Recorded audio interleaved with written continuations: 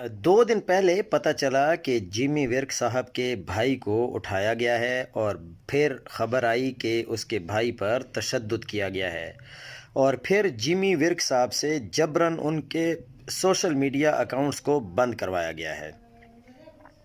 میں اپنے تجربے پر ایک بات کہنا چاہتا ہوں، عمل کرنا یا نہ کرنا آپ لوگوں کی مرضی ہے۔ دیکھیں، میری آپ سب سے گزارش ہے کہ کسی بھی مخصوص گروپ کا حصہ مت بنیں۔ یہ لوگ ہی ہیں جو پولیس یا باقی اداروں کو آپ کا ڈیٹا دیتے ہیں۔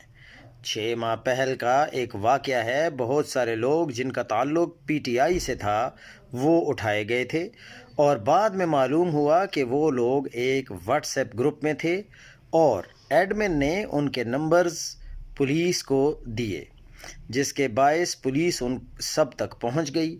واقعے کی زیادہ تفصیل میں نہیں جانا چاہیے، کیونکہ یہ پھر گھڑے مردے اکھاڑنے والی بات ہو جائے گی اور چند لوگ سمجھیں گے کہ میں ان کو ٹارگٹ کر رہا ہوں۔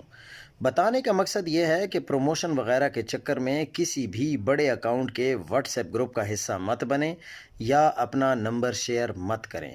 اگر آپ چاہتے ہیں کہ آپ کی سوشل میڈیا ریچ بہتر ہو تو خود سے لکھیں، خود سے بولیں، اور اگر آپ کو شارٹ کٹ چاہیے تو پھر سوشل میڈیا پر پیسے لگا کر خود کو سپانسر کر لیں، لیکن برائے مہربانی خاص طور پر کسی واٹس ایپ گروپ کا حصہ مت بنیں۔ جیمی ورک کے بھائی کو مخبری کی بنیاد پر اٹھایا گیا تھا، اور مخبر ہمیشہ آپ کا اپنا ہوتا ہے۔